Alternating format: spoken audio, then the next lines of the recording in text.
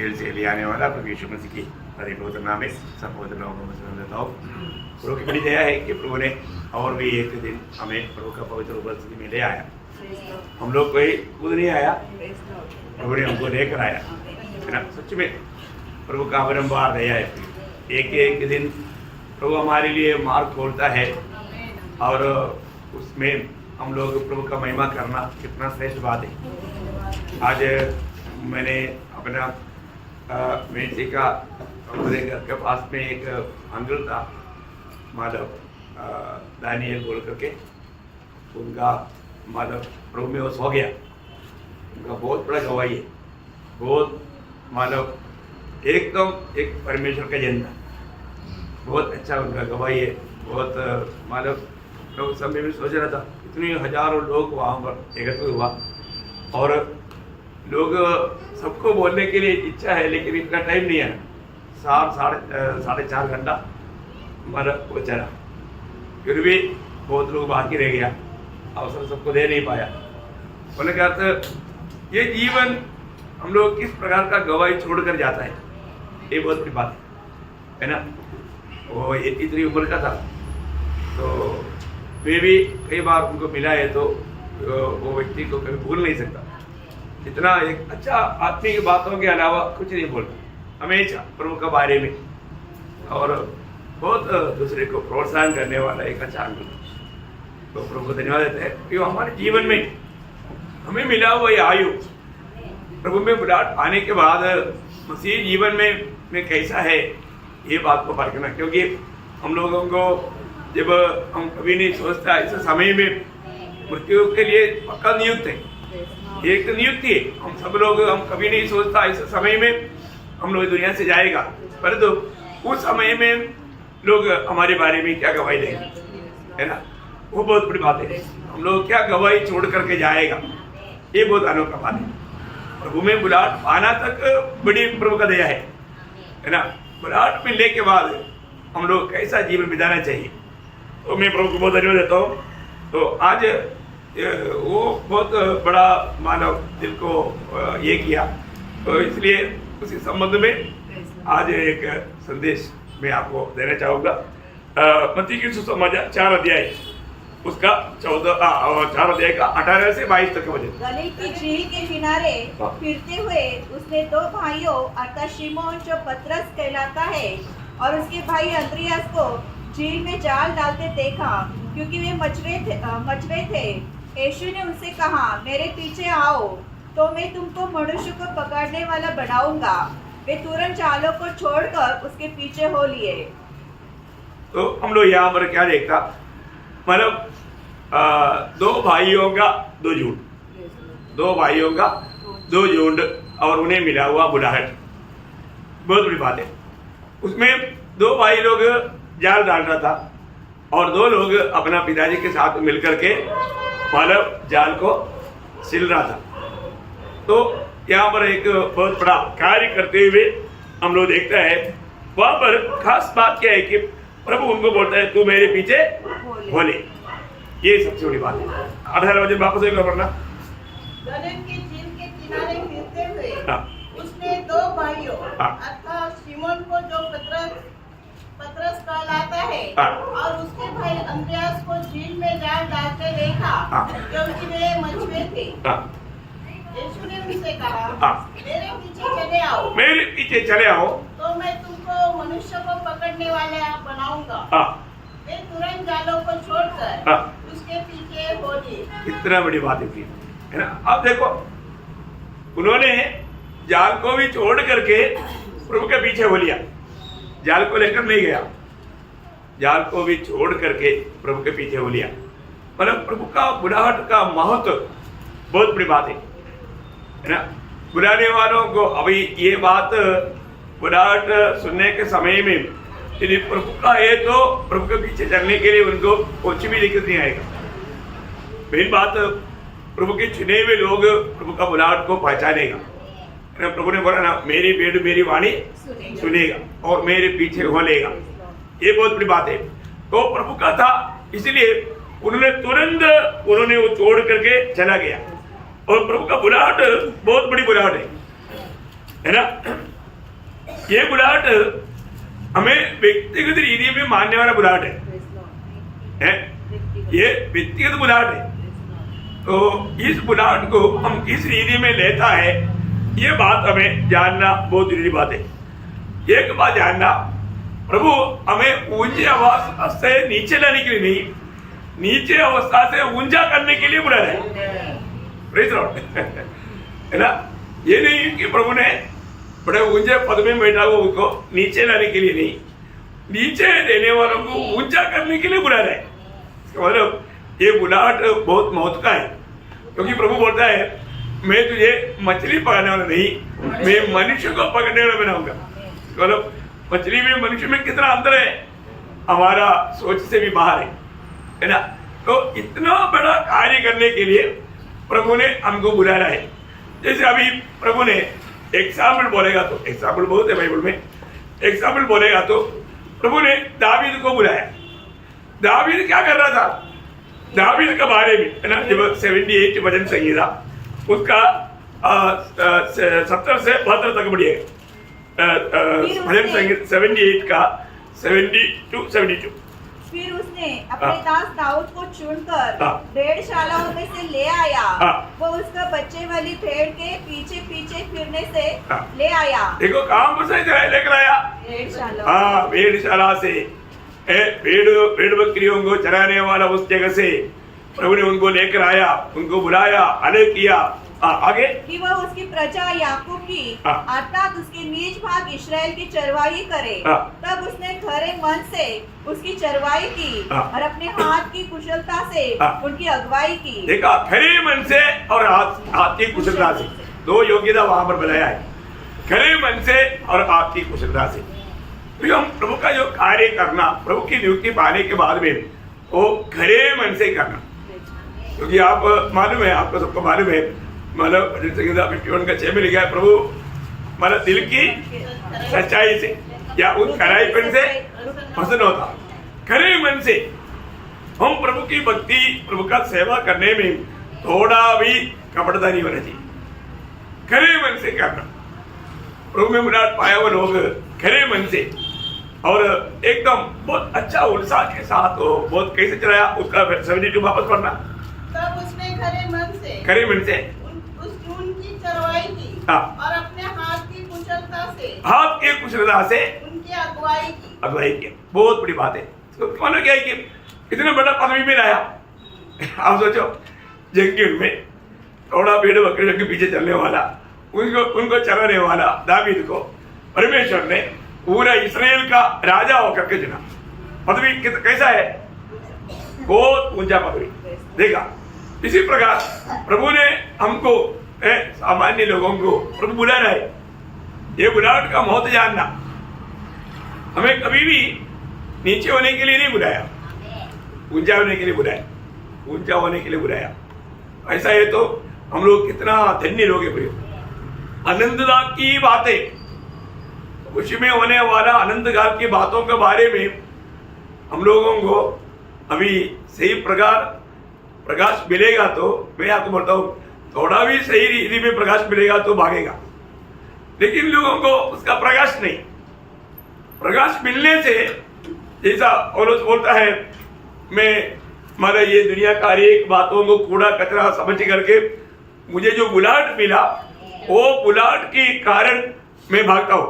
मतलब फिलिपियों उसका 30 आपको मालूम है, उसका 13-14 बजे। मेरी भावना यह नहीं कि मैं पकड़ चुका हूँ, परंतु केवल यह एक काम करता हूँ कि जो बातें पीछे रह गई है उनको भूलकर आगे की बातों की ओर बढ़ता हुआ निशाने की ओर दौड़ा चला जाता हूँ, ताकि वह इनाम पाऊँ जिसके लिए परमेश्वर ने मुझे मसीह यीशु में ऊपर बुलाया। देखिए, उसको मुझे प्राप्त करना है, मुझे ऊपर बुलाया है। बहुत बड़ी बात है ना प्रियो। हमें काम के लिए बुलाया, ऊपर के लिए बुलाया, है ना।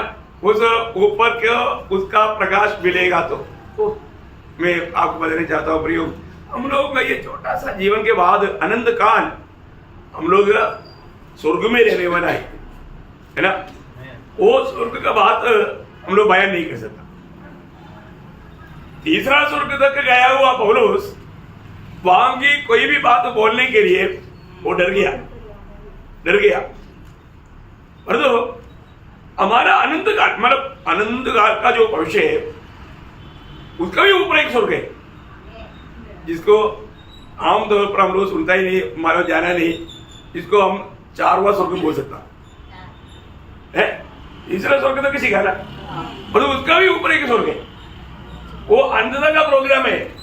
इसलिए प्रभु यीशु मसीह ने बोला था यूहन्ना 3 अध्याय का 13 वचन में कि उस स्वर्ग में यीशु मसीह को छोड़ करके कोई स्वर्ग पर नहीं चढ़ा, केवल वही जो स्वर्ग से उतरा, अर्थात मनुष्य का पुत्र जो स्वर्ग में है। देखिए वो है 4वां स्वर्ग। आपको समझ में आया? मतलब पौलुस भी गया, तीसरा स्वर्ग तक ही गया जहां पर पवित्र लोग अभी हम लोग जाने वाले हैं, और उसके भी ऊपर एक स्वर्ग है, वहां पर कोई नहीं चढ़ा। बाद में यीशु मसीह हमको वहां पर लेकर जाएगा। वो उसके पीछे क्या क्या प्रोग्राम है, बहुत अनंतता का बहुत भयंकर प्रोग्राम है। फिर एलिया को स्वर्ग में उड़ा लेकर गया, पर तो उधर नहीं गया है? नहीं समझा? और उस तीसरा स्वर्ग तक जाकर के आया, पर तो उधर तक नहीं गया। उधर हम लोग आखिर मतलब उस अनंतता का वो प्रोग्राम जब आएगा तब हम लोग प्रभु के साथ जाएंगे। क्या बात है प्रिय, कितना गंभीर बात है। तो कहाँ के लिए बुलाया? आज मैं उसके अनुसार एक जीवन बिताता है कि नहीं, ये बात को हमें जानना है, क्योंकि हम हमेशा हम स्वर्ग का नागरिक है। कौन सा? ये तीसरा नहीं, चौथा। नहीं समझा? पर तो उस समय में हमें वहां पर पहुंचना है, वो पहुंचने के लायक हमें दौड़ना है। इसलिए पौलुस बोलता है मुझे मेरा जीवन का एक ही लक्ष्य है, मुझे उधर ही पहुंचना है। मुझे प्रभु ने काम के लिए बुलाया था, उधर ही मुझे पहुंचना है। उसके लिए मेरे जीवन में जो भी बात है, मैं ये दुनिया की बातों को माया के पीछे नहीं, मेरा दिल यहाँ पर नहीं। बहुत बड़ी बात। अभी प्रभु बोलता है कि मेरे पीछे हो ले। आज हम कांध को मसीह के पीछे हो लेता है, अभी हम प्रोत्साहन देता है, लोगों को समझाता है, लेकिन कितना भी समझाने से भी लोगों को समझ में नहीं आता। लोगों को ये बात अमल करना उनके लिए मुश्किल है। प्रभु बोलता है क्योंकि क्या बात है ना, आज यहाँ पर हम प्रभु के साथ चलना है, प्रभु की सेवा करना है, लेकिन ये बात में तक लोगों को आज प्रकाश नहीं। प्रभु हमें किसने बुलाया है? मेरे पीछे हो ले। वापस वो पढ़ना उसका 4 अध्याय का 19 वचन का शुरुआत। मेरे पीछे चले हो बोलेगा तो हम अभी किसके साथ है या किसके पीछे जा रहे हैं उसको छोड़ना पड़ेगा। क्या समझा? मेरे पीछे आना है तो अभी तक जहां से था उसको छोड़ना पड़ेगा। वो छोड़ते बिना मेरे पीछे नहीं आ सकता। सही बात है। हम किसी और बातों के पीछे था ना, वो बात को छोड़ना पड़ेगा ना। एक प्रकार मैं आपको बताना चाहता हूँ, हमारे यीशु मसीह ने बताया वो एक बात बहुत अनमोल है। एक ही समय में हम 2 स्वामी का सेवा नहीं कर सकता। इसका मतलब हम प्रभु में विराट पाने के पहले हम एक स्वामी का सेवा में था नहीं। मतलब मत्ती उसका 6 अध्याय का 24 हो जाए, कोई 2 स्वामियों की सेवा नहीं कर सकता, क्योंकि वह एक से बैर और दूसरे से प्रेम रखेगा, या एक से बिना रहेगा और दूसरे को तुच्छ जानेगा। तुम परमेश्वर और धन दोनों की सेवा नहीं कर सकते। अभी हम किसका सेवा करता? ये बहुत बड़ी बात है। आज मैं किसकी सेवा करता है? मैं प्रभु के लिए बुलाहट पाने के बाद मैं प्रभु का सेवा करता है क्या? हमारे पास प्रभु के लिए समय नहीं है ना। प्रभु के साथ समय बिताने के लिए लोगों के पास वक्त नहीं, प्रभु का कार्य करने के लिए लोगों को बिल्कुल समय नहीं। देखा अभी भी किसका सेवा करता है? लोग बोलता है मेरा उद्धार हुआ, मैं मसीह है, मैंने नया जन्म पाया, मैंने प्रभु के आत्मा पाया, और तो प्रभु के लिए समय नहीं। बाकी अनेक बातों में एडवांस है, और तो प्रभु के लिए समय नहीं। कितना दुखदायक बात है प्रियो। परखना जांचना, क्योंकि प्रभु हमारा हरेक कामों को तोलता है, हमारा हरेक बात को परखता है। प्रभु कभी भी किसी के साथ पक्षाभेद नहीं करेगा, किसी के साथ हर एक काम तोड़ता। इसलिए आपको याद है कि इस्राएल के लोग प्रभु के लोग, माना यहोवा के लोग है, यहोवा परमेश्वर का लोग यहोवा को छोड़ दिया। तब एलिया पूछने वाले एक शब्द आपको याद होगा, पहला राजा उसका 18 अध्याय उसका 21 अध्याय, पहला राजा 18 अध्याय का 21। और यलिया सब लोगों के पास आकर कहने लगा, तुम कब तक दो विचारों में लड़ते रहोगे? देखा, तुम कब तक दो विचारों में लड़ते रहोगे? यदि यहोवा परमेश्वर हो तो उसके पीछे हो लो, और यदि बाल हो तो उसके पीछे हो लो।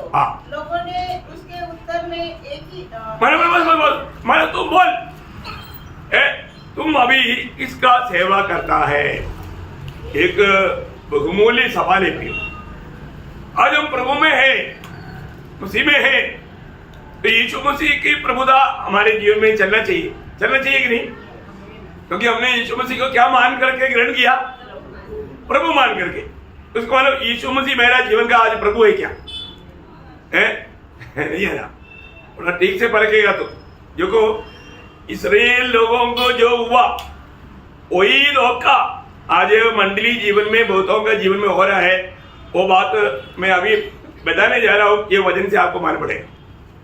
अभी इस्राएल लोग हमेशा प्रभु प्रभु गाते थे, आज भी ऐसे ना मसीह लोग, विश्वासी लोग प्रभु प्रभु गाता, लेकिन उनका दिल प्रभु के पीछे नहीं, उनके जीवन प्रभु के पीछे नहीं, उनके लक्ष्य प्रभु नहीं है ना। दूसरी राजा उसका 17 अध्याय उसका 41 हो जाए, आपको क्लियर हो जाएगा। दूसरी राजा उसका 17 अध्याय का 41। यहोवा का भय मानती तो थी। देखा, अभी देखो, यहाँ मराया हुआ, उधार पाया हुआ सबको प्रभु का भय है।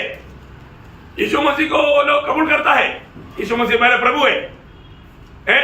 आगे, परंतु अपनी खुदी हुई मूर्तों की उपासना भी करती है। अयो, देखा, सेवा किसका कर रहा है?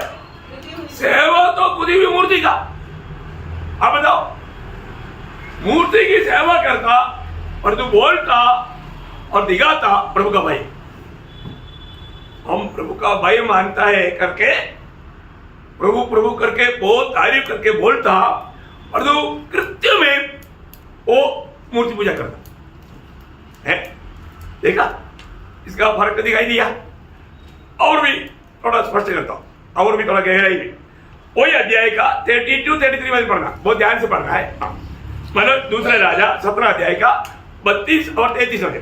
वे यहोवा का भय मानते तो थे, परंतु सब प्रकार के लोगों में से ऊंचे स्थानों के याजक भी ठहरा देते थे।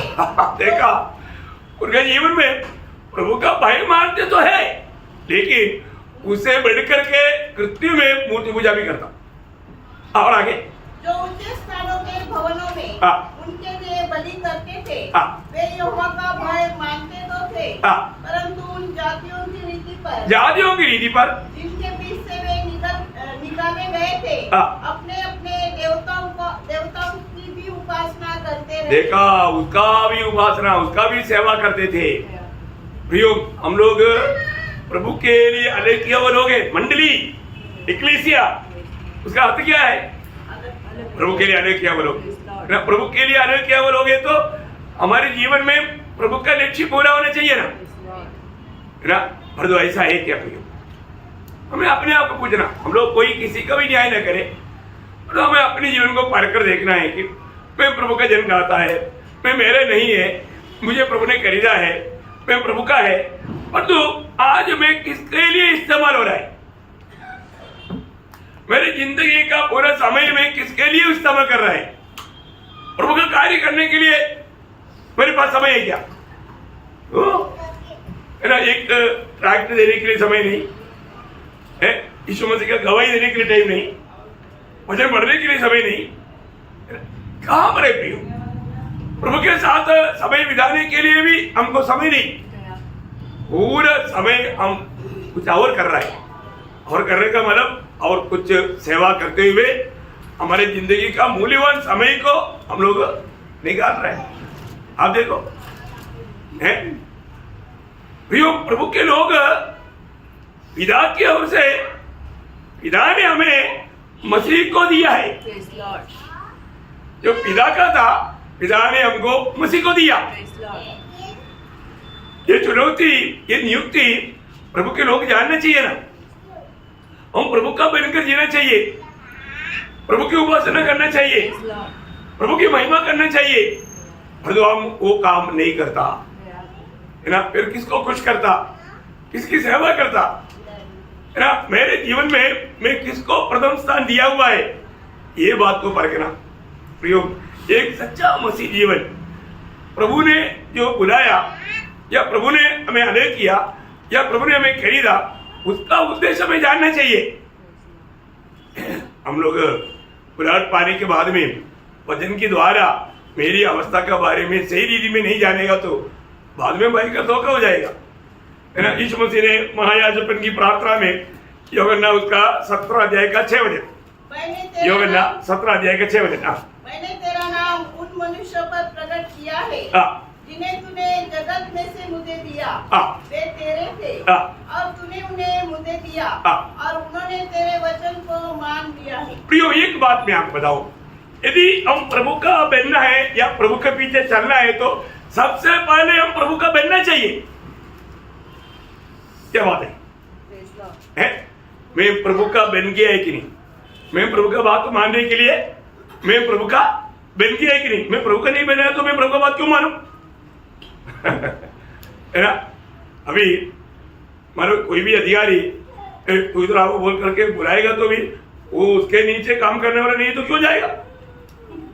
तो जाओ अपने काम को बोलेगा, मुझे तुझसे क्या काम है कि नहीं। तो सबसे बड़ी बात हमारे जीवन में परंतु एक जिसका नीचे काम करता है वो अधिकारी किसी को अपने नीचे काम करने वालों को बुलाएगा तो भाग कराएगा क्योंकि उसको उसके ऊपर अधिकार है। अभी पिता ने हमको पुत्र को दिया, बहुत बड़ी बात है। हमें इतना समझ हमारे जीवन में कार्य करना चाहिए।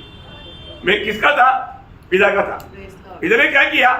हमें पुत्र को दिया। और पुत्र ने क्या दिया? पिता पुत्र के द्वारा हमको देने के लिए भेजा हुआ वचन हमको दिया। वो वचन कितना सुंदर वचन है ना। वापस देखना पड़ेगा उसको। मैंने तेरा नाम उन मनुष्यों पर प्रकट किया है जिन्हें तूने जगत में से मुझे दिया। देखा, तूने जगत में से मुझको दिया। वे तेरे थे। हाँ, देखा, वे तेरे थे और तूने उन्हें मुझे दिया और उन्होंने तेरे वचन को मान लिया। देखा, तेरा वचन को मान लिया है क्योंकि तूने दिया वो वचन मैंने उनको दिया और वो वचन को मान लिया। ये बहुत बड़ी बात है। प्रभु के लोगों को प्रभु देने वाला सबसे बड़ा एक तोहफा है प्रभु का वचन। ये वचन हम प्राप्त करते हैं क्या?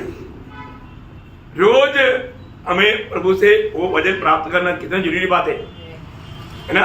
हम पिता के थे, पिता ने ही हमें खुद हाथ पढ़ करके उसी मानो यूहन्ना 6 अध्याय का 44 कोई मेरे पास नहीं आ सकता जब तक पिता जिसने मुझे भेजा है उसे खींच न ले। बोलने का अर्थ पिता हमें दुनिया से खींच करके बाहर ला करके पुत्र के पास ला कर दिया। या एक प्रकार बोलेगा तो मतलब पिता को हमारे ऊपर अनुग्रह या दया हुआ, उसका 65 वचन बनना यूहन्ना 6 का 65। और उसने कहा, इसलिए मैंने तुमसे कहा था कि जब तक किसी को पिता की ओर से ये वरदान न दिया जाए तब तक वह मेरे पास नहीं आ सकता। देखिए, जब तक पिता वर नहीं देता तब तक कोई भी यीशु मसीह के पास नहीं आ सकता। हम लोग कितना प्यार से कितने लोगों को हम समझाता है, लेकिन लोग सुनता है क्या? नहीं सुनता भी। वो भी प्यार से निकालता होता है, बहुत अच्छी बात है, लेकिन वो बात को अमल नहीं करता। क्यों नहीं करता? क्योंकि वो पिता का चुनाव बने, पिता का अनुग्रह उन पर नहीं। यदि कितने लोगों ने हमको गवाही दिया, हम पक्का है ना। पिछला सैटरडे को भी मैं कुछ घर में बहुत आत्मा ने गवाही किया, मैं गया था, उन्होंने पक्का बोला। उसमें एक जन आया, एक जन 2 बच्चों के साथ आया था, वो उधर लास्ट में बैठा, परंतु बाकी लोग पक्का बोला, अच्छा हो गया। देखो है पिता जब तक खींच करके प्रभु के पास नहीं लाएगा तो वो नहीं आ सकता, है ना। वो अपनी विचार से निर्णय लेता है, मैं आऊंगा या ऐसे करूंगा, कर सकता है क्या? नहीं कर सकता, नहीं कर सकता। इसलिए लेकिन अगर पिता ने हमें पुत्र के पास लाया, पुत्र के पास अगर आ गया सचमुच में, तो यीशु मसीह ने क्या वायदा दिया? वही यूहन्ना 6 अध्याय उसका 37 वचन है। जो कुछ पिता मुझे देता है वह सब मेरे पास आएगा। देखा, जो पिता देता है वो सब मेरे पास आएगा, और जो कोई मेरे पास आएगा उसे मैं कभी ना निकालूंगा। देखा, मैं कभी नहीं निकालेगा। ओ, इतना प्रभु का सुंदर वायदा है ना। हम प्रभु के निकट आना ये बहुत बड़ा सौभाग्य है, बहुत बड़ा सौभाग्य है प्रियो, क्योंकि हम नहीं आया, पिता ने हमको पुत्र के पास लेकर आया है। हम कोशिश करने पर भी नहीं पहुंच सकता, और जो पिता ने हमें पुत्र के पास लेकर आया, बहुत अनमोल बात है। इसका मतलब जब तक हम और बातों के लक्ष्य में, पाने के लक्ष्य में भाग रहा था, लेकिन पिता ने वहां से हमें उधर से निकलना मुश्किल था, क्योंकि हमारा मजबूत पकड़ था। और जो प्रभु ने छुड़ाया, वो पकड़ को प्रभु ने छुड़ाया और पुत्र के पास लाया। बहुत बड़ी बात है। आप देखो, आप हर एक लोग देखो, जो भी सच में उधार पाया, हमारा हमारा पकड़ कितना मजबूत था, उधर से कोई नहीं छुड़ा सकता था, लेकिन पिता ने हमें वहां से छुड़ाया, उस बंधनों से छुड़ाया, पुत्र के पास लाया, है ना। दूसरा, हम प्रभु के पीछे चलने के लिए रिकॉर्ड क्या मालूम है? मतलब उसका इच्छा में चलने के लिए, वो हर एक लोग अपनी इच्छा में चलना चाहता, प्रभु के साथ हर एक बात में सहमत होने के लिए लोग तैयार नहीं। तो फिर ऐसे लोग भी प्रभु के साथ नहीं चल सकते, यीशु मसीह के पीछे नहीं चल सकते। आपको सबको मालूम, आमोस 3:3 वचन, बहुत सुंदर वचन है। जब तक दो जन एक मत नहीं होगा, साथ में नहीं चल सकता। देखा, इसको मतलब यीशु मसीह को पीछे होना है तो मतलब उनके खुद की इच्छाओं को त्यागना पड़ेगा, यीशु मसीह की इच्छा को स्वीकारना पड़ेगा। ये यीशु मसीह के पीछे चलने का एक और रुकावट है, क्योंकि हमारा इच्छा इतना बलवान है, हम प्रभु की इच्छा को हमारे जीवन में स्थान देने के लिए तैयार नहीं। और जो बुढ़ाट का महत्व जब प्रभु उनको प्रकाश करके देगा, उसको छोड़ करके आने में कोई दिक्कत नहीं रहेगा, है ना। इसलिए हमें ये बात को पार करना। आपको मालूम है, प्रभु के साथ चलना है तो हर एक बातों में उसके साथ एक बनना पड़ेगा, एक बनना पड़ेगा।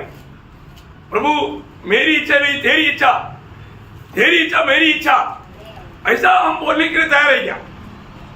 अगर हम कभी भी ये बात कबूल करने के लिए तैयार नहीं, उस दिन की यात्रा प्रभु के साथ नहीं रहेगा। तो सुबह उठने के टाइम हम क्या बोलना चाहिए?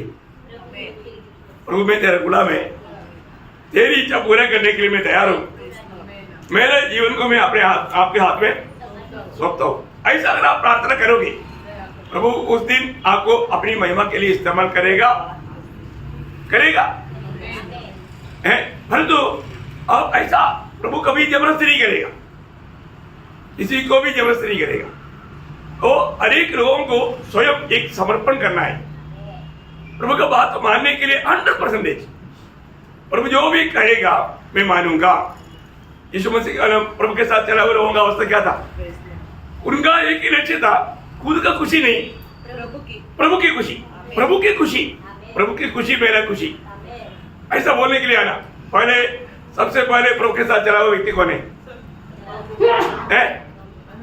अनूप। देखा, सब लोग सो गया क्या? हम लोग अलर्ट है ना, प्रभु के खुशी में है ना, बहुत अलर्ट रहना। सबसे पहले प्रभु के साथ चला हुआ व्यक्ति आदम हवा को छोड़कर, आदम हवा पहले चला बाटियों में डेली इवनिंग में साथ में चलता था। इसके बाद में पाप होने के बाद में प्रभु के साथ चला हुआ पहला व्यक्ति आनोक है ना। आपको सबको मालूम, कुलपति 5 अध्याय का 24 वचन, कुलपति 5 अध्याय उसका 24 वचन, बहुत सुंदर बात है। परमेश्वर के साथ साथ चलता था, फिर वो लोप हो गया, क्योंकि परमेश्वर ने उसे उठा लिया। और वो मतलब आना तो लोप हो गया, प्रभु ने उनको उठा लिया है। अभी सबसे बड़ी बात है, मतलब उससे पहले इब्रानियों 11:5 आपको याद है। विश्वास से हानोक उठा लिया गया कि मृत्यु को न देखे और उसका पता नहीं मिला क्योंकि परमेश्वर ने उसे उठा लिया था और उसके उठाए जाने से पहले उसकी यह गवाही दी गई थी कि उसने परमेश्वर को प्रसन्न किया है। ये शब्द हमारे जीवन में हमें भी स्मरण रखना। उड़ा ले जाने वाले लोग कौन है? जो प्रभु को प्रसन्न करता। आज मेरे जीवन प्रभु को प्रसन्न करने वाला जीवन है क्या, या मैं अपने आप को प्रसन्न करके जीवन बिताता है? मेरे जीवन की अवस्था क्या? मैं प्रभु को प्रसन्न करता है या मैं खुद को प्रसन्न करता है? खुद को प्रसन्न करने वाला प्रभु के साथ चल ही नहीं सकता। आज इसलिए बहुत लोग हरते जा रहे हैं। मसीह जीवन रोज प्रभु को प्रसन्न करके चलने वाला जीवन है। प्रभु का आज हमारे में प्रसन्नता है क्या? दूसरा प्रभु के साथ चला हुआ दूसरा व्यक्ति कौन है? नोहा। ओके, नोहा प्रभु के साथ चला ना, उसका 6 अध्याय का 9 वचन। नूह की वंशावली यह है, नूह धर्मी पुरुष और अपने समय के लोगों में खरा था और नूह परमेश्वर के साथ साथ चलता था। अभी आप देखिए, नोहा भी परमेश्वर के साथ साथ चलता था। बोलने का अर्थ, प्रभु के साथ चलने का अर्थ थोड़ा और भी खोल कर समझाओ तो उसका 22 वचन 6 का 22। परमेश्वर के अनुसार नूह ने किया। मतलब प्रभु के साथ चलने का अर्थ क्या है? परमेश्वर की आज्ञा के अनुसार चलना या काम करना। आप देखिए, जो प्रभु ने आज्ञा दिया उसके अनुसार, है ना, उसका 7 अध्याय का 5 वचन। यहोवा की इस आज्ञा के अनुसार नूह ने किया।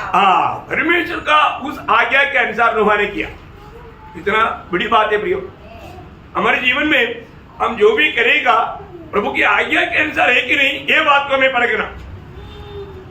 प्रभु हमें आज्ञा दिया है, प्रभु का आज्ञा हम पालन करने में हम लोग वास्तव में उलझा ही है क्या, है ना? हमको किसके लिए प्रभु ने चुना? पिछले दिन में भी हमने सुना, है ना, प्रभु का गवाह बनने के लिए। और कितने लोग प्रभु को गवाही देता नहीं देता, उसके बाद हम लोग विश्वासी होगी थी। कितना दुखदायी बात है। प्रभु ने हमें बहुत बहुत बड़ा कार्य सौंपा है। हमें सोल विनर्स बनाया। एक आत्मा का दाम सारी दुनिया से ज्यादा है। हर दो हम में से कितने लोगों को आत्मा जीतने के प्रति उलझा गए? हमें मिला हुआ बुलाहट को हम लोग जान पाता है क्या? बुलाहट पाए हर एक लोगों को आत्मा जीतने के लिए बुलाया भाई। मनुष्य को पकड़ने वाला बनाएगा बोला। किसके लिए? मनुष्य को पकड़ने वाला बनाएगा बोला। तो मनुष्य को पकड़ने का अर्थ आत्मा जीतना। सही बात है। प्रभु ने चुना हुआ हर एक लोग। हम प्रभु के साथ, देखो एक बात है, प्रभु के साथ चलेगा तभी होगा। धन्यवाद। प्रभु के साथ ना रहते हुए काम नहीं होगा। हम अपनी कोशिश में नहीं कर सकता। यीशु मसीह ने क्लियर यूहन्ना 15 अध्याय उसके 5 वचन में कहा, तुम मुझे छोड़कर कुछ नहीं कर सकता। बोलेगा तो प्रभु के लिए आत्मा जीत रहा है तो हम प्रभु में बना रहते बिना नहीं हो सकता। आज बहुत लोग शायद कसरत करता है लेकिन आत्मा नहीं जीत पाता। आत्मा नहीं जीत पाता। क्यों नहीं? क्योंकि वो प्रभु के बिना करता। प्रभु के बिना करता।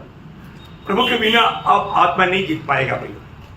हमारे जीवन में हमें प्रभु में बना रहेगा तभी हम आत्मा जीत पाएगा, तभी हम प्रभु चाहने वाला फल आएगा। हमें जाग करके वही 15 अध्याय का 16 वचन, तुमने मुझे नहीं चुना परंतु मैंने तुम्हें चुना है और तुम्हें नियुक्त किया है कि तुम जाकर फल लाओ। देखा, तुम जाग करके फल लाना। तुम जाना है, तुम जाना है। प्रियो नए दिन पायो हर एक लोग जानना, हमें जाना। कहाँ कहाँ पर जाना? प्रेरितों पर अध्याय का 8 बजे कहाँ जाना? जगत की चौक तक। नहीं, आप शुरू से पढ़ो, 5 का 8 पूरा पढ़ो। परंतु जब पवित्र आत्मा तुम पर आएगा तब तुम सामर्थ पाओगे और यरूशलेम और मतलब यरूशलेम में, बोले तो अपने घर में। अच्छा, यरूशलेम क्या है? आमीन। अपना घर, ठीक है? अपने घर में सबको सुसमाचार सुनाना किसका काम है? आत्मा पाया हुआ, प्रभु की आत्मा पाए हुए लोगों का काम है, उद्धार पाए लोगों का काम है प्रियो। अब देखिए, आत्मा पाए हुए लोगों को ये करना ही है, हम नहीं करता है ना, जो भयंकर बात है। मैं आपको बताऊं, मैं जब उद्धार पाने के बाद भी, जैसे मैं पहला छुट्टी में गया ना, मैं अपना सारे बंधु लोगों को सबको इकट्ठा किया वचन सुनाने के लिए, है कम से कम 250-300 लोग इकट्ठा हुआ, बहुत लोग हैं, हजारों में है, इतना लोग आया। उनको जब मैं वचन सुना रहा था ना, वचन सुनते सुनते ही मतलब लोग उड़कर जाने लगा, कुछ तो बरोबर है। देखो, प्रभु का उद्धार का वचन जब आया, वो लोग बोला ये कुछ तो हमको मतलब पेंटोकोस्त बनाने के चक्कर में है, देखा? अरे हम तो रोमन कैथोलिक है भाई, है? देखा? उनका विचारधारा में शैतान घुस करके मैं देखा तो आखिर में रह गया 10-12 लोग, देखा? 300 से अधिक लोग इकट्ठा हुआ, परंतु आधा घंटा संदेश सुनने से पहले बाकी सब चला गया। इधर गिदेवन ने तरकीबों का तो 32,000 आया, अनाउंसमेंट किया, डरपोक जाओ 22,000 एक पानी के पास आओ 9,100 वो भी ढूंढ देगा 300, ऐसे बात हो गया, देखा? प्रियो, ये वास्तव में बुलाए वो बहुत है, चुने हुए थोड़े प्रियो, हम थोड़े में होना चाहिए हमारे जीवन में। आप बोलेगा हाँ मैं उद्धार पाया, अच्छी बात है, उद्धार पाया, आप क्योंकि आत्मा पाया, लेकिन आत्मा पाने के बाद में आप आत्मा का अधीन नहीं रहता, उस मतलब फिर भी मनमानी करता है, तो वो उनका वचन क्या बोलता? एफेसियन 4:30 में बोलता है आत्मा को शोकित ना करो, है ना? 1 थिस्सलुनीकियों 5:19 में लिखा है आत्मा को ना बुझाओ। प्रियो, आज बहुत विश्वासियों ने आत्मा को शोकित भी किया, आत्मा को बुझा कर रखा। आत्मा का काम है ही नहीं, क्या हो गया? आत्मा उनमें कार्य नहीं कर पाता, आत्मा को शोकित किया, आत्मा को बुझा दिया। अभी अपना मनमानी, समय है तो ओके, नहीं तो नहीं, जाने दो। ऐसा होता है क्या? नहीं होता भाई, ऐसा नहीं होता। अब देखिए, सबसे पहली बात, एक उद्धार पाया व्यक्ति कैसे नहीं बोलेगा प्रियो, है? मैं तो घर में पहुंच, यहाँ पर ऑफिस में था, उसको तो कब मालूम हो गया, देश का लोगों को भी छोड़ा नहीं, पूरा सिक्किम इलाका में गांव या गांव, घर घर जा करके भाग दौड़ करके सुनाते थे। हमें मिला हुआ खुशी हमें बांटना है ना, तभी तो आनंद पूरा होता। आप जब तक बांटेगा नहीं है ना, आपका आनंद पूरा नहीं होता। आज भी बहुत लोग ऐसा कुछ खो गया, ऐसा खोने के बाद में क्या होता? चिंता, टेंशन गया। सही बात है। उद्धार पाए हुए लोग इतना आनंदित और मगन होना चाहिए। आप आनंदित और मगन क्यों नहीं होता मालूम है? पहला अध्याय उसका 3रा वचन की आखिरी बात, 3 और 4 में होगा। हमारी ये सहभागिता पिता के साथ और उसके पुत्र यीशु मसीह के साथ है, और ये बातें हम इसलिए लिखते हैं कि हमारा आनंद पूरा हो जाए। देखा, हमारी आनंद पूरा हो जाए। मैं आपको बताना चाहता हूँ, आप एक बार थोड़ा ट्राई करके देखो, है? थोड़ा ट्राई करके देखो। आप मानो कल, अभी आज भी कर सकते, आप करना चाहेगा तो अब एक व्यक्ति को जाकर के आपको मिला हुआ उद्धार का बारे में गवाही देकर देखो, और उनको उद्धार पाने के लिए थोड़ा प्रोत्साहित करके देखो। आपको मैं बताता हूँ, आज ही रात को नींद में प्रभु आपको इतना गहरी बात से बात करेगा। सच्चा दिल से करना, आत्मा में करना, पट्टी की पूरा करने की विचार में भी नहीं करना, प्रभु का परीक्षा भी नहीं लेना। आप एकदम आत्मा का अगुवाई में, और आप एक काम करके देखेगा तो मैं आपको बताता हूं, ऐसा कोई एक दिन भी नहीं जाना चाहिए प्रियो। मैं आपको बताया ना, अगर आप सोचो वो अभी तो बारिश भी नहीं है, तो बारिश था, छता भी नहीं था, बाहर निकलने के लिए मौका नहीं था, तभी भी आज सुसमाचार सुनाने के लिए मौका है कि नहीं है ना? मोबाइल, अरे सही बात है, मोबाइल के द्वारा कितने लोगों से कितना घंटा बात करते हैं, लेकिन हम प्रभु का वचन नहीं बांटेगा। देखो प्रियो, एक बात याद रहे ना, आपका समय बहुत तेजी से जा रहा है, ये समय जल्दी खत्म हो जाएगा, और तो समय का भी हमको लेकर देना है। तो पहली बात हमें यरूशलेम में या घर में, हमारे घर में गवाही देना। बहुत लोग अपना घर में तक गवाही नहीं, एक गवाही के जीवन नहीं है ना, इतना दुखदायी बात है। इसके बाद में सारे यहूदिया, हाँ सारे यहूदिया बोलेगा तो आस पड़ोस का लोग, देखा, आस पड़ोस का लोग, आस पड़ोस का लोगों को सबको, बिंदु लोग, आस पड़ोस का लोग, उनको सबको सुनाना है। और आगे और सामरिया में, सामरिया थोड़ा दूर है, दूर का देश, दूर दूर में रहने वाला, इतना ही नहीं, पृथ्वी के छोर तक देखा, पृथ्वी के छोर तक।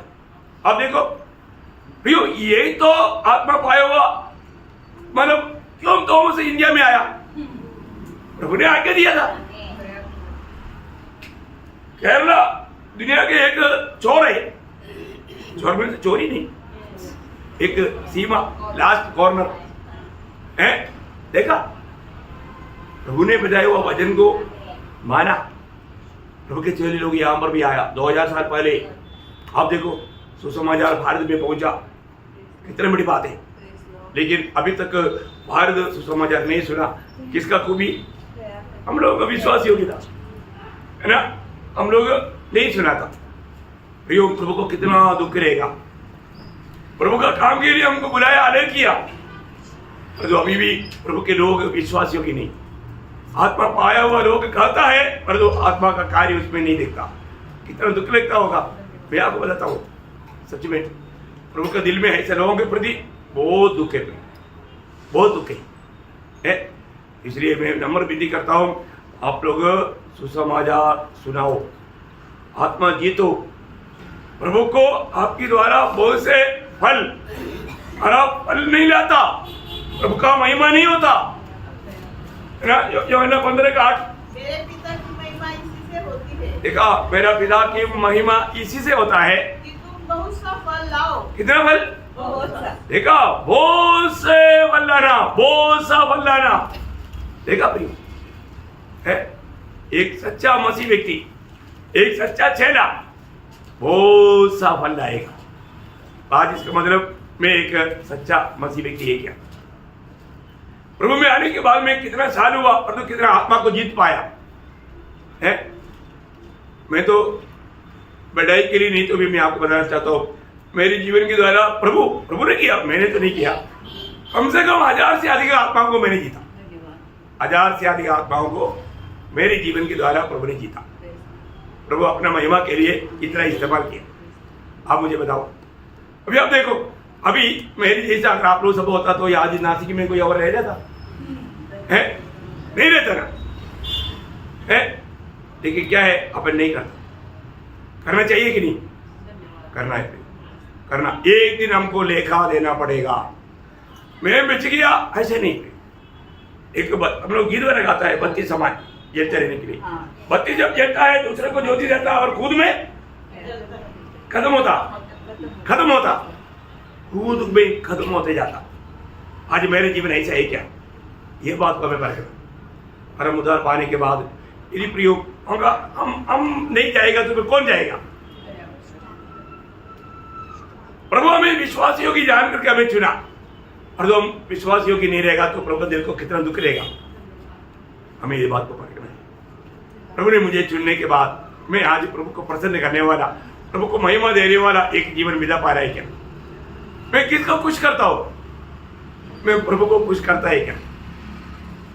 आपका आनंद पूरा होता है क्या? आप देखो, है ना, आज बहुत लोग प्रार्थना में तक खुश नहीं। प्रार्थना में क्यों नहीं खुश? मालूम है, एक तो प्रार्थना में लोगों को विश्वास तक नहीं, और उसमें लोग संतुष्टि भी नहीं। क्यों नहीं मालूम है? यूहन्ना उसका 16 अध्याय का 24 वचन, यूहन्ना 16 अध्याय का 24। अब तक तुमने मेरे नाम से कुछ नहीं मांगा, मांगो तो पाओगे, ताकि तुम्हारा आनंद पूरा हो जाए। देखा, तुम्हारा आनंद पूरा हो जाएगा। देखो प्रियो, हमारे आनंद का पूरा होगा प्रभु यीशु मसीह के नाम से मांगो।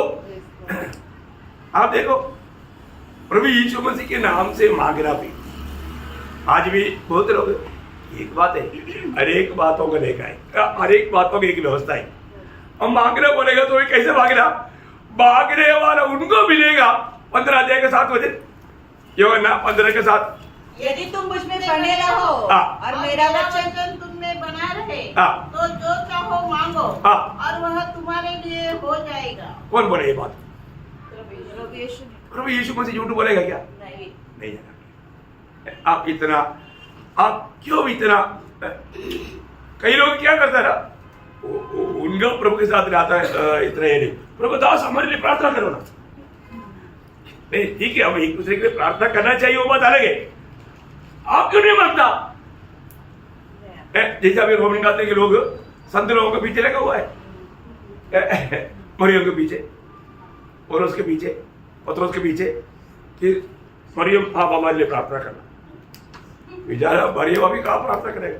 और ये प्रार्थना करता है तो कहाँ सुनता? वो तो प्रभु की उपस्थिति में आराम कर रहा है, वो सर्वव्यापी थोड़ी है।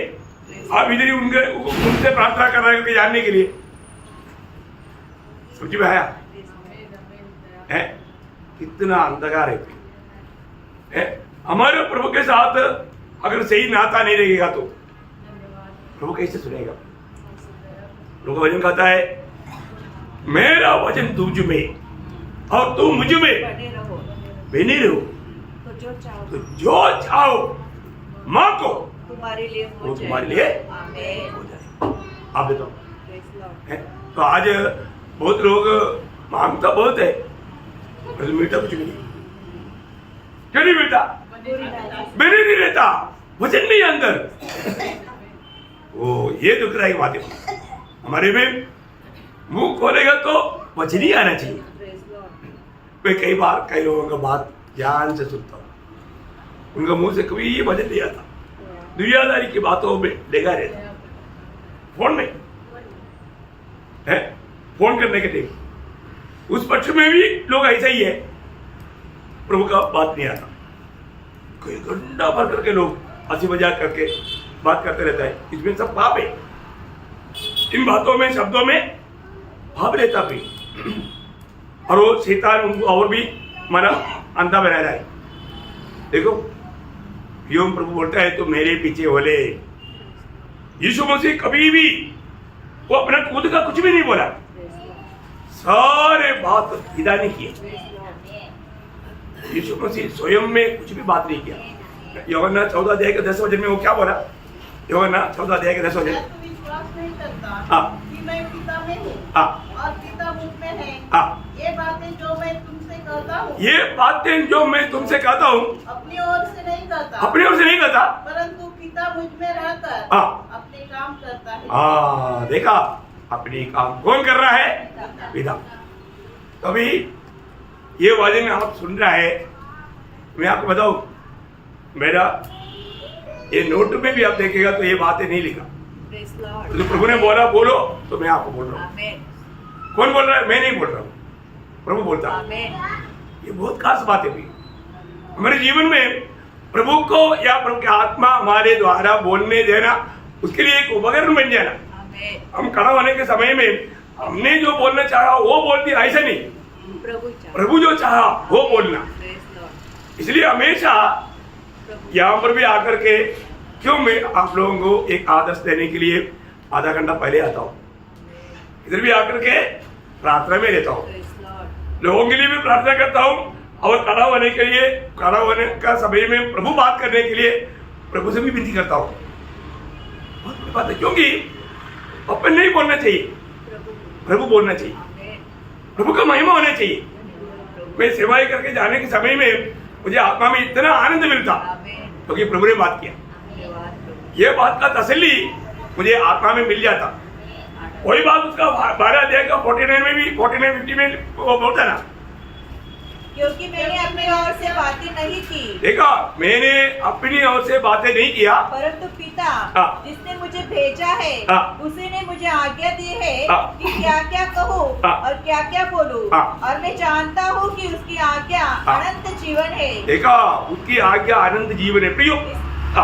इसलिए मैं जो कुछ बोलता हूँ, इसलिए जो कुछ मैं बोलता हूँ वो जैसा पिता ने मुझसे कहा है वैसा ही बोलता हूँ। इतना बड़ी बात है, यही बात है।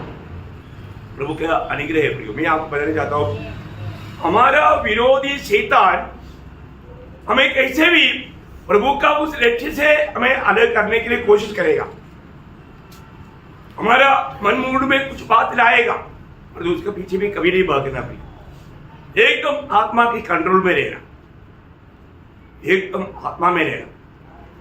कई बार मैं उधर से निकलने के टाइम पर मैं प्रभु को बोलता हूँ, प्रभु आज तो शायद मुझे प्रचार करना नहीं होगा, क्योंकि मैं इतना आज कमजोर है, मेरे को चक्कर सा आ रहा है। मैं कभी किसी को बोलता ही नहीं, इतना कि मैं प्रार्थना करता हूँ और बोलता हूँ मैं ऐसा। अभी आपने देखा होगा, मैं इतना चिल्ला के मेरे को बोलने के लिए तक दिक्कत होता, और यदि खड़ा होने के टाइम पर मुझे मालूम नहीं, प्रभु उधर आता और प्रभु काम करता। प्रभु के लिए एक पात्र बनना, प्रभु उपयोग करने वाला एक पात्र बनना, हमें खाली वेसल होकर के प्रभु का हाथ में सौंपना, बाकी काम प्रभु करेगा। ये सच्ची बात है। ये तो एक बार नहीं, मैं अपने जीवन में हजारों बार अनुभव कर चुका है। बहुत बड़ी बात है। हम लोग मसीह जीवन कभी भी मतलब हमारी सामर्थ्य में, हमारी बुद्धि में से है ही, है ना, नहीं तो हम प्रभु को महिमा नहीं देगा। और हम अपनी ताकत में बोल दिया तो, इसलिए प्रभु ने ऐसे लोगों को चुना नहीं है ना। कोई भी सच्चा प्रभु का दास, प्रभु का सेवक कभी भी खुद में वो प्रशंसा नहीं करेगा। क्यों नहीं करेगा? क्यों नहीं? मतलब उसके पास प्रशंसा करने के लिए कुछ है ही नहीं। कुछ है क्या? नहीं है ना, है? तो मुझे ये आश्चर्य लगता है, आप लोग को मेरा हिंदी आता है, मेरा भाषा आपको समझ में आ रहा है, सही बात है ना?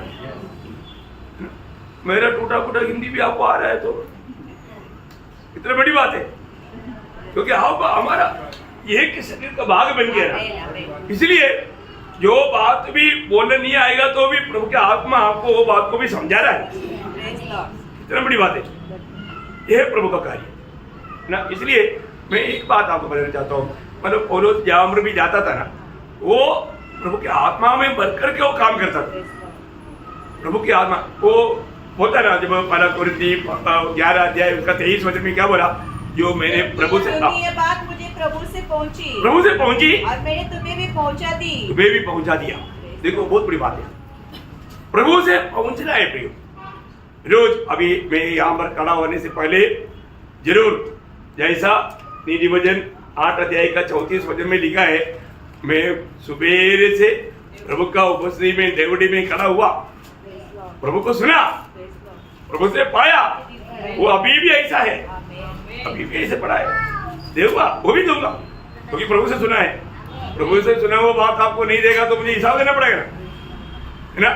और वो बात मैं आज आपको एक होमवर्क रूप में दे करके जाऊँ, ताकि उसको आप पढ़कर आएगा तो कल आपको मैं विस्तार से समझा सकूं। प्रभु में बुराट पाया हुआ लोग कैसा जीवन बिताना, ये बहुत बड़ा एक कार्य है। हम लोग कभी भी अपनी इच्छा में चलने के लिए नहीं बुलाया, तो आज बहुत से लोग मसीह जीवन में आने के बाद अभी भी एक मतलब थोड़ा जाने के लिए तैयार नहीं।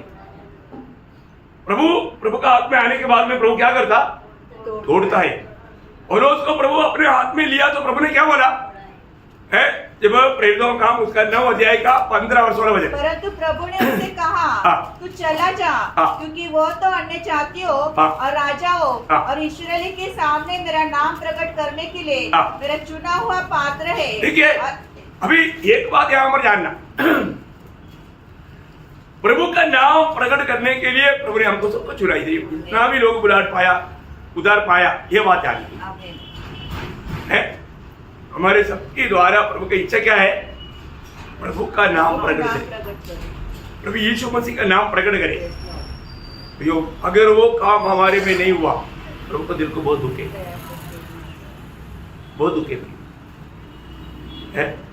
आज प्रभु का नाम अपने जीवन के द्वारा प्रकट होता है क्या? मैं एक सच्चा मसीह व्यक्ति हूं करके बाकी लोगों को मालूम है क्या? आज कई लोगों को, उनका घर का लोगों को तो नहीं मालूम किसका उधार हुआ है। कितना दुखदायी बात है प्रियो, है। मैं एक बात आपको बताना चाहता हूं, आप अगर अपने घर के लोगों को अपनी गवाही नहीं दिया, आप उनसे प्यार नहीं करता।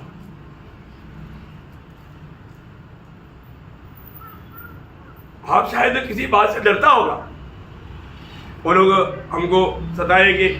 मैंने आपको शायद कल भी बोला, इतनी लोग अभी यीशु मसीह को दिल देने के कारण उनको घर से निकाल दिया, पर तो उन्होंने निकला कितना बड़ी बात है, बहुत भयंकर बात है। अपने को ये जानना, हमने आज क्या त्याग किया प्रभु के लिए, हमने क्या त्यागा प्रियो? जो प्रभु के लिए त्यागा वही हमारा संपत्ति है, अनंतता में हमारा वही संपत्ति है। आज प्रभु के लिए जीने के लिए, मरने के लिए हम तैयार नहीं, प्रभु के लिए निंदा सहने के लिए हम तैयार नहीं।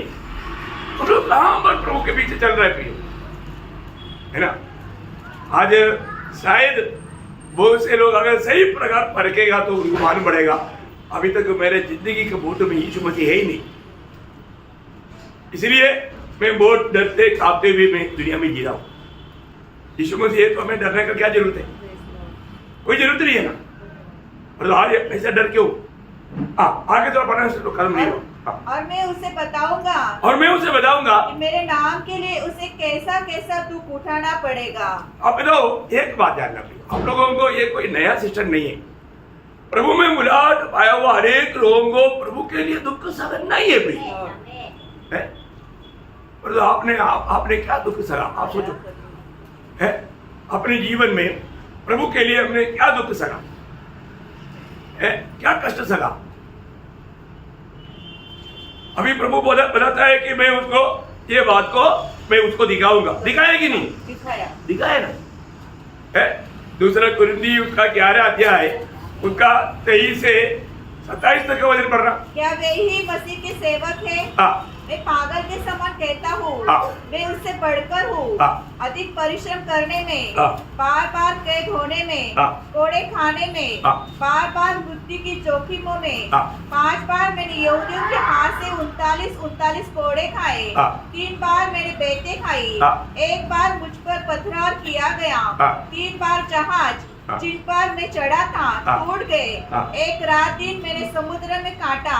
मैं बार बार यात्रियों में, नदियों की जोखिमों में, डाकुओं की जोखिमों में, अपने जाति वालों की जोखिमों में, मैं अन्य जातियों से जोखिमों में, नगरों की जोखिमों में, जंगल की जोखिमों में, समुद्र की जोखिमों में, झूठे भाइयों के बीच के जोखिमों में रहा।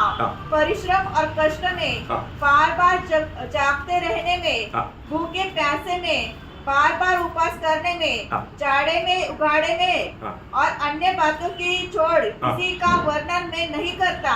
सब कलीसियों की चिंता प्रतिदिन मुझे दबाती है। देखो, आप थोड़ा इसको एक चित्र रूप में आप थोड़ा अपने सामने लेकर के देखो प्रियो, वो एक प्रभु का दास कितना तकलीफ में होकर गुजरने पर भी वो कभी दुखी निराश रहा नहीं है ना प्रियो, नहीं रहा। वो और भी प्रभु के लिए सहने के लिए, है ना? मालूम उनका जीवन का लक्ष्य क्या मालूम है? फिलिपियों 3 अध्याय का 11-12 वचन जैसे होगा जैसे ताकि उसके मृत्युंजय की सामर्थ को, देखा उसकी मृत्युंजय का सामर्थ को, और उसके साथ दुखों में सहभागी होने होने का ये नहीं मालूम है। है ना, दुखों में सहभागी होने के लिए हम लोग कोई तैयार है क्या? और किसी को पकड़ो, क्या बोलेगा? और किसी को देखो, दुखों में नहीं, पिकनिक के लिए ओके, दुख के लिए नहीं। दुख के लिए मत बोलो। तो समाचार सुनने के लिए जाएगा तो क्या मिलेगा? है? ये सिर्फ प्रेरित पौलुस का ही बात नहीं, बाकी चेलों का अवस्था क्या था? बाकी चेलों का ये दुनिया ने किसी को छोड़ा नहीं है ना। सब लोगों को दुख में होकर के चलना पड़ा। उन्होंने दुख की खाई में उतरा। एक बात जानना, मसीह जीवन फूलों पर चलने वाला जीवन नहीं, कांटों की राहों पर चलने वाला जीवन है। क्या है? कांटों की राहों पर चलने वाला जीवन। मैं आपको बताना चाहता हूँ, प्रभु में आने के बाद में भी ना कई प्रकार जरूर तकलीफ होने के कारण, कष्ट होने के कारण ना लोग सोचता है कब मुझे एक कष्ट से छुटकारा मिलेगा, कोई सांत्वना के लिए कोई आ जाए, ये मौका दे करके आता हो। शैतान का काम क्या है? कब है? हाँ, अभी अवसर है। अब ये बंदा कष्ट का कंजी पी कर अभी परेशान हो गया, अभी बिरयानी खाने की इच्छा में आ गया। चलो मैं बिरयानी खाने का मौका बोलता हूँ। देखा है? तुरंत यीशु मसीह को परीक्षा करने के लिए कब आया था? जब 40 दिन उपवास किया, जब उसको भूख लेगा तब वो जान करके आया। देखा, ऐसे आता था हमारे जीवन में। आने बात अनुकूल है तो शायद उस समय में नहीं आएगा, प्रतिकूल का बीच में आएगा। प्रतिकूल का बीच में आकर के वो आराम से धोखा देगा, है ना। यीशु मसीह भी जब यरूशलेम जा करके अपनी मृत्यु के बारे में बताया, तभी तो आया ना पतरस के द्वारा, प्रभु तुझे कभी ऐसे ना होने देना। हाँ हाँ, देखा कौन बोला? शैतान। प्रिय, हमारे जीवन में हमको जरूर बहुत संकट पड़ेगा। ऐसे अवस्था में सांत्वना लेकर आएगा वो। इसी कारण मैं आपको बताया ना, आज मसीह लोगों में उदार पाए हुए लोगों का बात है। मत्ती 7 अध्याय का 13-14 वचन हमारे सामने पड़ा है, दोनों मार्ग। मत्ती 7 अध्याय का 13-14। हाँ, सकेत फाटक से प्रवेश करो। हाँ, क्योंकि चौड़ा है वह फाटक, हाँ, और सरल है वह मार्ग, हाँ, जो विनाश को पहुंचाता है, हाँ, और बहुत से है हाँ, जो उससे प्रवेश करते हैं। देखा, बहुत से है उसे प्रवेश करता। कौन सा मार्ग में? विशाल मार्ग है। लोग बोलता है अरे ये मार्ग मजा लगता है, कोई कष्ट नहीं, कोई तकलीफ नहीं है, धूमधाम अपनी मनमानी में जियो, सिर्फ डुबकी लिया बस हो गया, सीधा स्वर्ग में मिलेगा। मिलेगा? नहीं मिलेगा, धोखा। आगे, क्योंकि सकेत है वह फाटक, हाँ, और कठिन है वह मार्ग, हाँ, जो जीवन को पहुंचाता है। जो जीवन को पहुंचाने वाला मार्ग का खूबी वो बिल्कुल सकेत मार्ग है।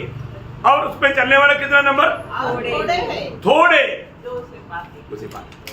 थोड़े है प्रियो, वो थोड़े में आज मैं है क्या, ये बात को जान।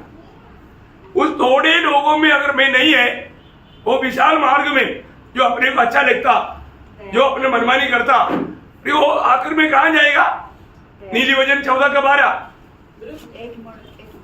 नीली वचन 14 अध्याय का 12 वचन।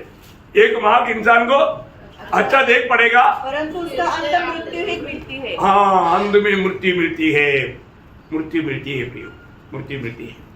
हमें बात को परखना है। आज मैं कौन सा मार्ग में? प्रियो, हमारे लिए प्रभु ने मार्ग खोला।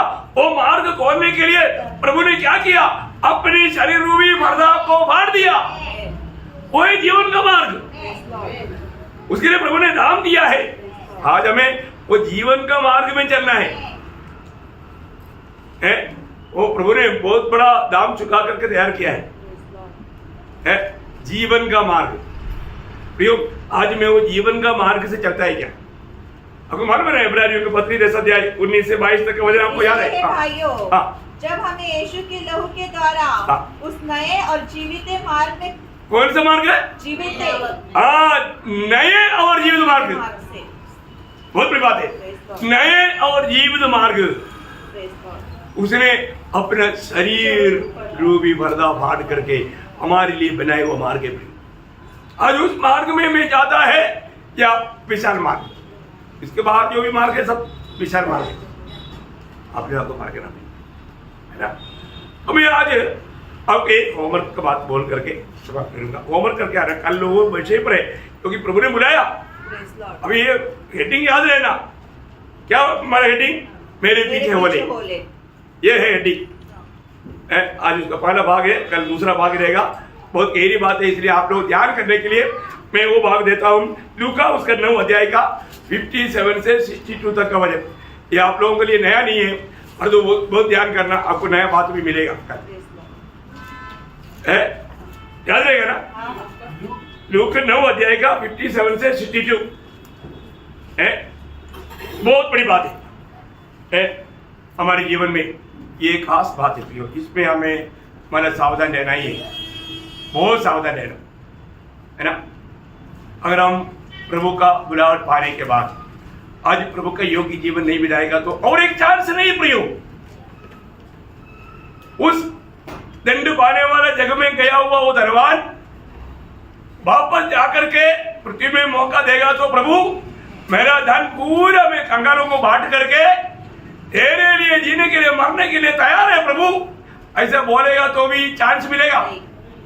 नहीं मिलेगा, नहीं मिलेगा है। जरूर मरने के बाद में बहुत लोग बहुत कुछ बोल करके कोशिश करेगा, सफल होगा नहीं प्रयोग। ये वचन यीशु मसीह बोला, आकाश और पृथ्वी ढल जाएगा, ढल जाएगा, परंतु मेरा वचन का एक बिंदु भी कभी नहीं टलेगा, कभी नहीं टलेगा। ये वचन पर संदेह करना, इससे बड़ा पाप क्या है भाई? ये पवित्र वचन है, सत्य ग्रंथ है, इसमें संदेह करना कितना बड़ा पाप है।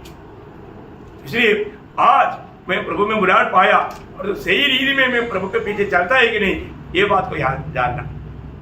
प्रभु के पीछे चलने का माधुर्य बहुत बड़ा है प्रियो, वो जीवन का मार्ग है।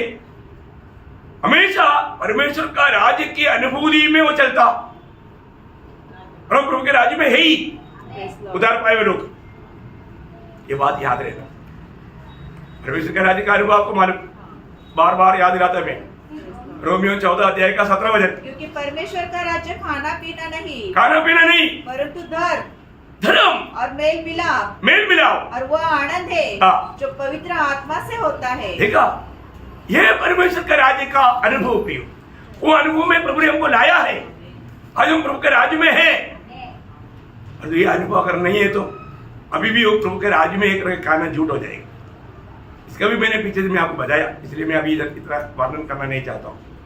तो मैं आपको बताना चाहता हूँ प्रियो, आज मैं प्रभु के पीछे होने के लिए बुलाहट पाने के बाद मैं प्रभु के पीछे ही चलता ही क्या, या मैं और कोई दिशा में है? इसराइली लोगों ने यहोवा यहोवा यहोवा नाम बताते थे, और तो काम पूरा मूर्ति के पीछे। ऐसा है प्रियो, आज कई प्रकार का मूर्ति लोगों के जीवन में रहता है। इसलिए बुलाहट पाने के बाद या इवन हमको प्रभु को उपस्थिति में आकर के निर्णय लेने के लिए हो पाया, और तो अभी भी मैं प्रभु के पीछे चलता है कि नहीं, या कोई उपाय से मैं प्रभु से दूर जा रहा है, ये बात को पड़ेगा। तो प्रभु ये वचनों को समझने के लिए अमल करते हुए विजयी जीवन बिताकर, फलदायक जीवन बिताकर प्रभु के आगमन की बाट जोड़ने के लिए प्रभु सबको सहायता करे। प्रभु को महिमा मिले, आमीन।